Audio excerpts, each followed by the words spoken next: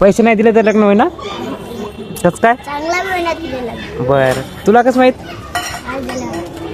तर मी आहे असेच आणि मी राहतो किनवट तालुक्याच्या इस्लापूर सर्कलच्या टोटंबा या गावात. तर मला जायचं आहे हिमायतनगर, कारण की आज 10वीचा लास्ट पेपर आहे आणि माझ्या दीदीला आणायचं आहे. आणि मला आता 19 वर्ष झाले तरी मी गाडी चालवणं शिकलो नाही. आणि मी आणि काका गाडीवर हिमायतनगर जाता. आणि आता कसं तरी आमच्या गावाकडे रोडचं बांधकाम चालू झालं राव. नाहीतर तुम्हाला माहितच होता आमच्या गावाकडचा रस्ता कसा होता. मग आला आपला इस्लापूर मध्ये आल्यावर आपल्या काकाच्या दुकानावर थोडं काम होता. मग काम झाल्यावर मी आणि काका जाता हिमायतनगर. मग थोड्या वेळात आम्ही येता हिमायतनगर मध्ये. आणि 10वीचा पेपर 1 वाजता संपणार होता, तोपर्यंत आम्ही परमेश्वर मंदिर मध्ये बसता. मग मी आणि माझा मित्र बसले होता आणि हे लेकर येऊन म्हणतात की दादा आईस्क्रीम घेऊन दे. मग आम्ही याला 10 3 कोण घेऊन देता आणि आम्ही दोघे एक पायनॅपल ज्यूस पिता. मग आम्ही अजून परमेश्वर मंदिर मध्ये येऊन बसता. मग आपले काका आणि मित्र गेलते आणि मी थांबलो होतो. मग अजून येऊन हे पोरं पैसे मागत होते आणि यांचं म्हणणं होतं की तेव्हा त्या भैयानं आईस्क्रीम खाऊ घालली, आता तुम्ही पैसे द्या. मग बाहेर आल्यावर आपला मित्र कपिल भेटतो मला. दुपारची वेळ होती आणि ऊन लई मारत होता. मग मी आलो भूतात्मा या शाळापाशी. मग शाळापाशी थोडा वेळ थांबलो होतो आणि पेपर सुटला होता आणि पेपर संपल्यामुळे पोराची खुशी वेगळीच होती. मग आपल्या ताईचा पेपर संपला होता आणि मी भावाच्या गाडीवर वाट लावून देतो घरी ताईला. इस्लापूरला आल्यावर आपल्या काकाच्या दुकानावर थोडा वेळ बसतो. आणि मित्रांनो, व्हिडिओला 10 20 हजार व्ह्यूज आले पण कोणी फॉलो करणार गेले, तुम्ही फॉलो करून घ्या.